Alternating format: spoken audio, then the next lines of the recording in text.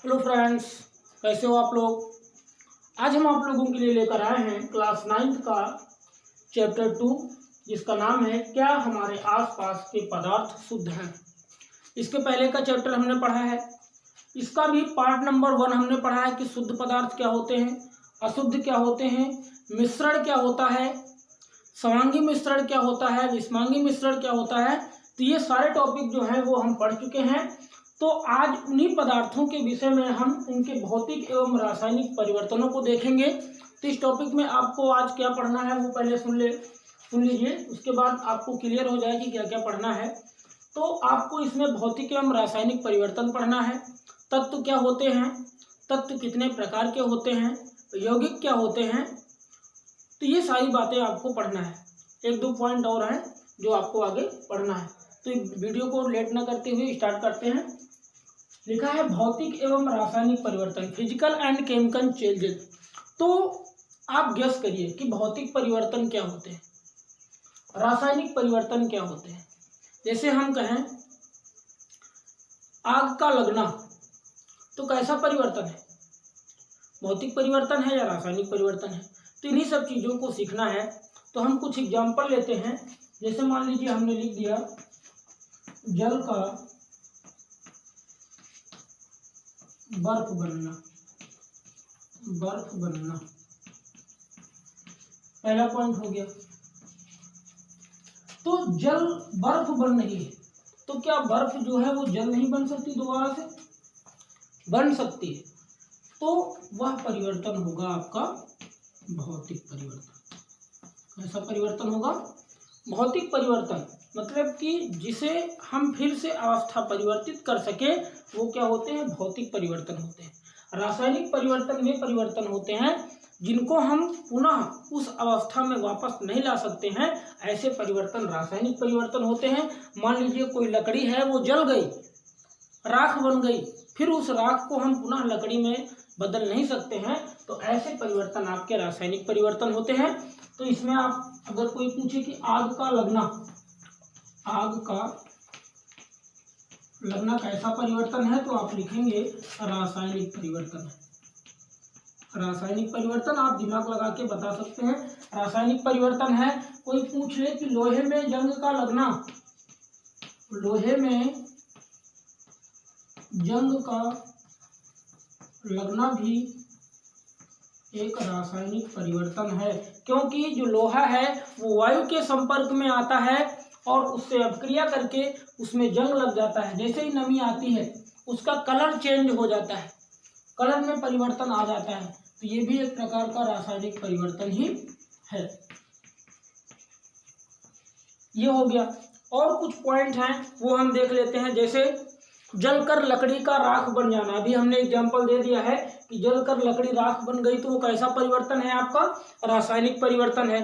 फिर बरसात में लोहे पर जंग लगना, ये भी हमने आपका जंग लगने का भी उदाहरण आपको बता दिया कि बरसात में लोहे पर जंग लगना भी क्या है, एक रासायनिक परिवर्तन है। फिर देख लेते हैं पानी का जमकर बर्फ बन जाना, ये भी उदाहरण हमने दे दिया, और ये कैसा परिवर्तन है, भौतिक परिवर्तन है। तो आप कह सकते हो कि पदार्थों का अवस्था परिवर्तन एक भौतिक परिवर्तन होता है। पदार्थों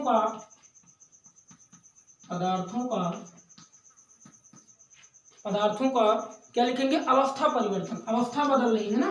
पदार्थों का अवस्था परिवर्तन भौतिक परिवर्तन होता है। अगर अवस्था चेंज हो रही है, भौतिक परिवर्तन होता है, ये आप लिख सकते हो।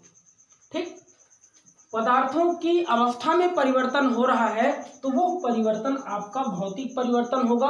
मान लीजिए जल है, बर्फ बन गया, बर्फ से वाष्प में बल गया।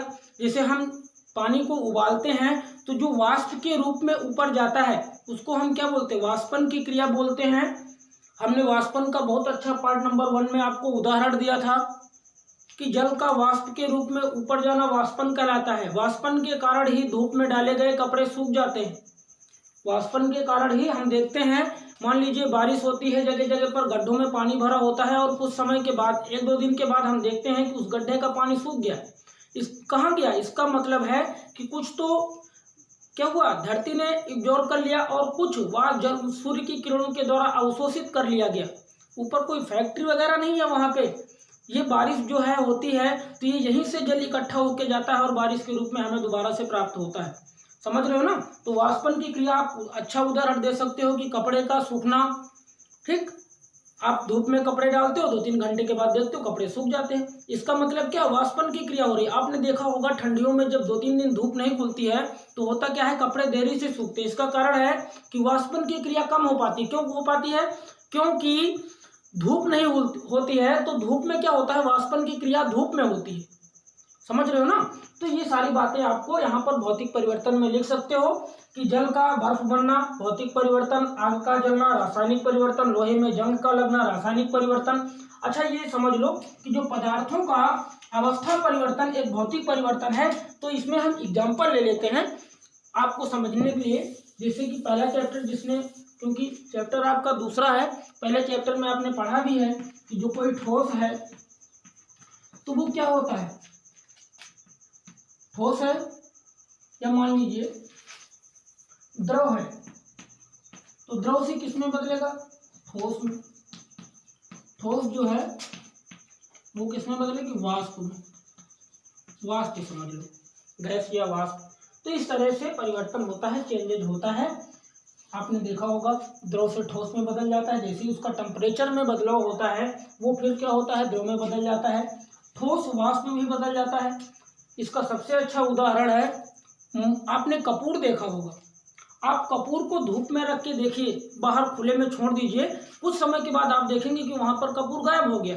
तो ये होता है सीधा ठोस से द्रव में ना बदलते हुए वो सीधा किस में बदल जाता है, वाष्प में। तो इस तरह से आपने भौतिक एवं रासायनिक परिवर्तन पढ़े हैं। कुछ पॉइंट और हैं वो भी मैं आपको बता दे रहा हूं। अब हम भौतिक और रासायनिक परिवर्तन को समझ लेते हैं। हमने एनसीईआरटी से आपका नोट्स बना रखा है, आप ध्यान से सुनेंगे। तो इसमें आपको लिखना क्या है, भौतिक परिवर्तन में आप लिख सकते हो, जो भौतिक परिवर्तन होता है, भौतिक परिवर्तन में पदार्थों के संगठन में कोई परिवर्तन नहीं होता।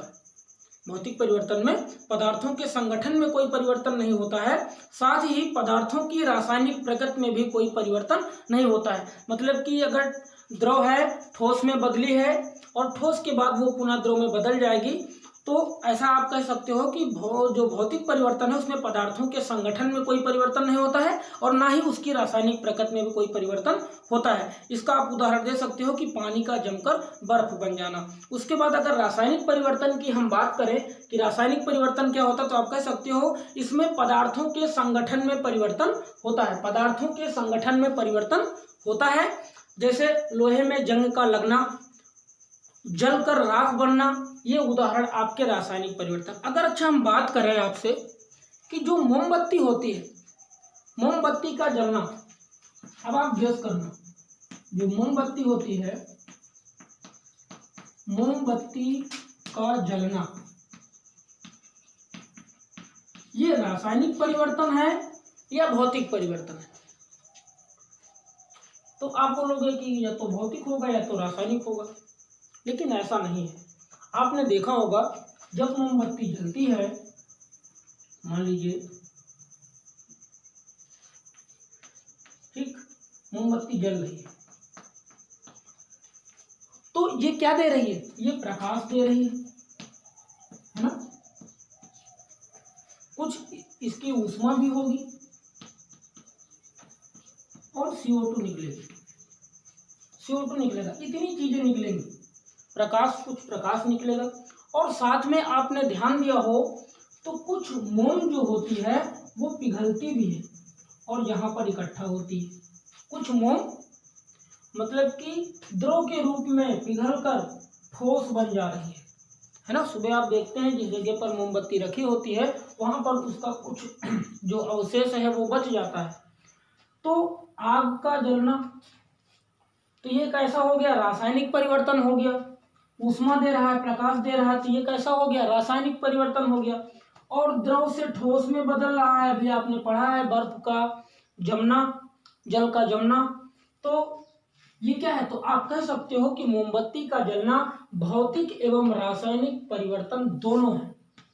ठीक, क्या कह सकते हो, भौतिक एवं रासायनिक। मोमबत्ती का जलना कैसा परिवर्तन है, तो आप ऑप्शन में लगाओ, क्योंकि कई बार पेपर में पूछता है कि मोमबत्ती का जलना भौतिक परिवर्तन है, रासायनिक परिवर्तन है, भौतिक एवं रासायनिक दोनों परिवर्तन है, या इनमें से कोई नहीं। तो आपको ऑप्शन में लगाना है कि जो मोमबत्ती का जलना है वो भौतिक और रासायनिक परिवर्तन दोनों है।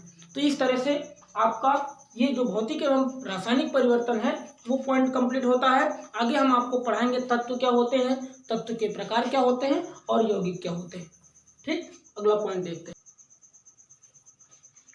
तो चलिए अब देखते हैं अगला टॉपिक, तत्व एवं तत्व के प्रकार, एलिमेंट्स एंड देयर टाइप्स, तत्व और उनके प्रकार। तो तत्व क्या होते हैं, आपको हमने अभी एक वीडियो, पिछली वीडियो हमने इसके पहले 2-3 वीडियो डाली थी जिसमें हमने एक से 30 तक के एलिमेंट्स को याद करने की ट्रिक बताई थी कि 1 से 30 तक के एलिमेंट्स को हम कैसे याद करेंगे। तो वही एलिमेंट्स हैं, तो तत्व को हम कैसे परिभाषित कर सकते हैं।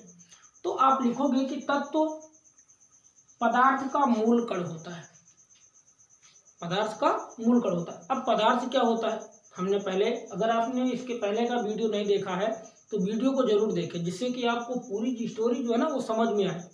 पदार्थ क्या होता है, जैसे हम कोई वस्तु देखते हैं और उसका कुछ वजन हो और कुछ स्थान घेरे तो उसको हम तुरंत बोल देंगे कि वह पदार्थ है। मान लीजिए हमारा ये डस्टर है और ये क्या कर रहा है, इसका कुछ वजन है और ये कुछ स्थान को घेर रहा है, तो हम बोल देंगे कि वह पदार्थ है। वह वस्तु जो कुछ स्थान घेरती हो और उसका कुछ वजन हो तो उसको हम बोलेंगे पदार्थ। तो तत्व जो होता है वो पदार्थ का क्या होता है, मूल कण होता है, पदार्थ का मूल कण होता है, और जिसे रासायनिक प्रक्रिया द्वारा आपने भौतिक परिवर्तन, रासायनिक परिवर्तन पढ़ा है, तो रासायनिक प्रक्रिया के द्वारा सरल पदार्थों में तोड़ना ही क्या है, तत्व कहलाता है। एक बार आप फिर से परिभाषा को देख लीजिए, तत्व पदार्थ का मूल रूप होता है जिसे रासायनिक प्रक्रिया द्वारा अन्य सरल पदार्थों में विभाजित नहीं किया जा सकता। समझ में आ गया, तत्व क्या होते हैं, तत्व पदार्थ का मूल रूप है और इसे रासायनिक प्रक्रिया द्वारा अन्य सरल पदार्थों में विभाजित नहीं किया जा सकता। जैसे एग्जांपल ले लेते हैं, hydrogen, helium, lithium, beryllium, boron, तो ये सारे एग्जाम्पल आपके क्या हो गए, हाइड्रोजन हो गया, हीलियम हो गया, लिथियम हो गया, बेरिलियम, बोरान, ये सब क्या है, ये आपके तत्व हैं। क्या है, तत्व कहलाते हैं। तत्व पदार्थ का मूल रूप होता है, इसे रासायनिक प्रक्रिया द्वारा सरल पदार्थों में विभाजित नहीं किया जा सकता, ऐसे क्या कहलाते हैं, तत्व कहलाते हैं। अब अगर हम तत्व के प्रकार की बात करें तो पहला होता है धातु तत्व में, और दूसरा होता है अधातु, मेटल्स एंड नॉन मेटल्स, अधातु, और तीसरा होता है उपधातु। क्या होता है, उपधातु होता है। अब धातु क्या होते हैं, अधातु क्या होते हैं और उपधातु क्या होते हैं। तो हमने क्या बताया कि जिस तत्व के इलेक्ट्रॉनिक विन्यास में, हमने इलेक्ट्रॉनिक विन्यास भी पढ़ाया है, या धातु जो होते हैं वो चमकीले होते हैं। क्या होते हैं, चमकीले होते हैं या चमकदार होते हैं। अधातु चमकदार नहीं होते हैं, चमकदार नहीं होते हैं। उपधातु में धातु ना तो ये क्या होते हैं, उपधातु, तो धातु में जिसमें दोनों के गुण पाए जाए, उपधातु, ना तो वो धातु होता है ना अधातु होता है, वो बीच का होता है, तो उसको बोलते हैं उपधातु। अभी आपको परिभाषित करेंगे तो समझ में आ जाएगा। तो धातु क्या होते हैं, धातु क्या होते हैं, ये इनका अगर हम धातु का बात करें तो हमने बताया था कि जिस तत्व के इलेक्ट्रॉनिक विन्यास के बाह्यतम इलेक्ट्रॉन जो है 1 2 3 आता है तो वह धातु होता है। तो ये क्या होते हैं, ये इलेक्ट्रॉन दाता होते हैं। धातु इलेक्ट्रॉन दाता होते हैं और अधातु इलेक्ट्रॉन ग्राही होते हैं, मतलब ये इलेक्ट्रॉन ग्रहण करते हैं। कैसे, मान लीजिए हम बेरिलियम ले लेते हैं, hydrogen, helium, lithium, beryllium, boron.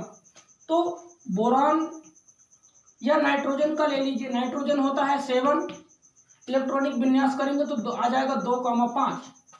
Last में 5 है और हमने बताया था कि यदि लास्ट में 5, 6, 7, 8 आता है तो वह अधातु होता है। इसका मतलब ये अधातु है। और ये क्या करेगा, ये 3 इलेक्ट्रॉन ग्रहण करेगा, इसीलिए हमने कहा कि ये क्या होते हैं, ग्राही होते हैं, इलेक्ट्रॉन ग्राही होते हैं। और ये क्या होते हैं, ये इलेक्ट्रॉन दाता होते हैं, ये इलेक्ट्रॉन दे देते हैं, लेते नहीं।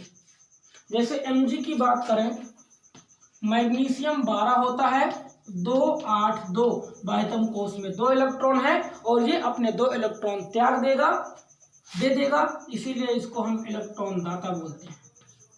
और ये देने वाला होता है, इसलिए हम कह सकते हैं धातुओं पर प्लस चार्ज होता है। धातुओं पर क्या होता है, प्लस चार्ज होता है, अधातुओं पर माइनस चार्ज होता है, क्योंकि ये इलेक्ट्रॉन लेती हैं। उपधातु, ठीक। तो उपधातु को कैसे परिभाषित करते हैं, आपको अब धातु और अधातु तो समझ में आ गया होगा। अगर आपने नहीं देखा तो हमने एक वीडियो धातु और धातु पर बनाया है, आप उस वीडियो को देख लीजिए, आपको पूरा कॉन्सेप्ट जो है वो समझ में आ जाएगा। उपधातु क्या होते हैं वो हम समझ लेते हैं। तो आप कहेंगे कुछ तत्व धातु एवं अधातु के बीच के गुण को दर्शाते हैं, जो धातु और अधातु के बीच के गुण को दर्शाते हैं वे उपधातु कहलाते हैं। जैसे हम कुछ एग्जाम्पल भी ले लेते हैं, बोरान हो गया, सिलिकॉन हो गया, बोरान, सिलिकॉन,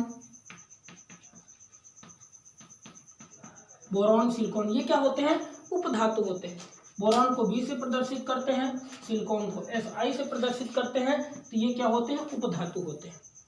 ठीक, आई होप आपको क्लियर हो गया होगा कि धातु, अधातु और उपधातु क्या होते हैं। आगे हम बात करते हैं कंपाउंड्स क्या होते हैं, यौगिक क्या होते हैं। अब बात करते हैं यौगिक, कंपाउंड्स क्या होते हैं। तो कह सकते हो यह वह पदार्थ है, यह का मतलब यौगिक। यौगिक वह पदार्थ है जो 2 या 2 से अधिक तत्वों के नियत अनुपात में रासायनिक तौर पर संयोजन से बना होता है। संयोजन मतलब कि जुड़कर, संयोजन अपक्रिया हमने पढ़ाया है, जब 2 या 2 से अधिक अभिकारक मिलकर एकल उत्पाद का निर्माण करते हैं तो वह संयोजन अपक्रिया कहलाती है। ठीक, तो उसी तरह संयोजन का मतलब होता है जुड़ना। और जब क्या कह रहा है, यौगिक वह पदार्थ है जो 2 या 2 से अधिक तत्वों के नियत अनुपात में, मतलब उनका अनुपात समान होना चाहिए।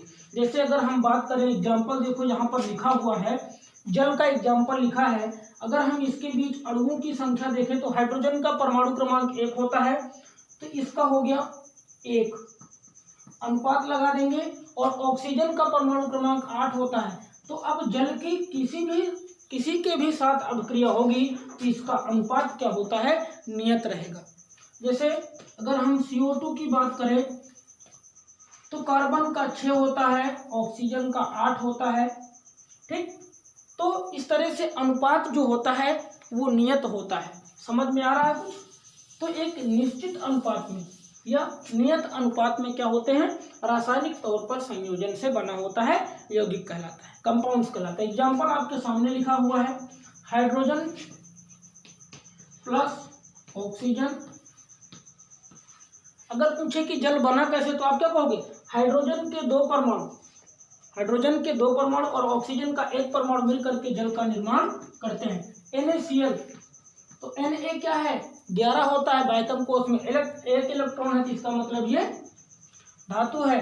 और धातु अधातु मिल करके यौगिक का निर्माण करते हैं, Cl- होता है और बन गया क्या, NaCl। सोडियम क्लोराइड, क्या बोलेंगे इसको, सोडियम क्लोराइड बोलते हैं। सोडियम क्लोराइड, ये नमक का फार्मूला भी होता है। नमक अगर पूछे कोई नमक का सूत्र बताओ तो आपको बताना है NaCl, सोडियम क्लोराइड, ये नमक का सूत्र होता है। फिर CO2, सल्फर ऑक्साइड बोलते हैं, SO2, सल्फर ऑक्साइड। सल्फर और ऑक्सीजन मिल करके आप बोलेंगे सल्फर ऑक्साइड कैसे बनता, तो आप बोलोगे सल्फर का 1 परमाणु, ऑक्सीजन के 2 परमाणु मिलकर सल्फर ऑक्साइड का, डाइऑक्साइड का या डाइऑक्साइड बनाते हैं। तो इस तरह यौगिक आपको समझ में आ गया होगा कि ये यौगिक वह पदार्थ होता है जो 2 या 2 से अधिक तत्वों के नियत अनुपात में रासायनिक तौर पर संयोजन से बना होता है। आप स्क्रीनशॉट ले सकते हैं। उसके बाद आपको पढ़ाते हैं कि यौगिक और मिश्रण में क्या अंतर होता है। अब हम बात करते हैं इस टॉपिक का, जो है इस पार्ट का लास्ट टॉपिक है मिश्रण और यौगिक में अंतर। कई बार पेपर में पूछा गया है, 4 नंबर में ये आपका क्वेश्चन आता है, मिश्रण और यौगिक में अंतर करिए। तो पहला पॉइंट आप लिख सकते हो कि ये पदार्थों का मिलावट होता है। मिश्रण क्या होता है? मिक्सचर। जैसे मान लीजिए जल में नमक का घुलना, नमक आपने घोल दिया तो ये क्या हो गया? एक प्रकार का मिश्रण हो गया। ठीक, जो बालू का जल में मिलना तो मिश्रण है। तो मिश्रण है वो समांगी है विषमांगी है, यानी आपको मिश्रण में अंतर करना है तो आप लिख सकते हो कि ये पदार्थों का मिलावट होता है। जैसे जल में नमक को घोल देते हैं तो कुछ मिलावट ऐसे होते हैं जो दिखते नहीं हैं, कुछ मिलावट होते हैं जिनको हम अलग कर सकते हैं, तो ये मिश्रण ही है एक प्रकार का। तो आप लिख सकते हो कि ये पदार्थों का मिलावट होता है। यौगिक में आप क्या लिखेंगे? ये यौगिक होता है आपका, मिश्रण है और ये यौगिक है। यौगिक में आप लिखेंगे कि तत्व से क्रिया करके नए यौगिक बनाता है। ये पदार्थों की मिलावट से बनता है, ये तत्वों के संयोजन से बनता है। तत्वों के क्रिया करने से नए यौगिक बनाता है, यौगिक में आप कह सकते हो। ये पदार्थों का होता है, ये तत्वों का संयोजन से नए यौगिक बनते हैं।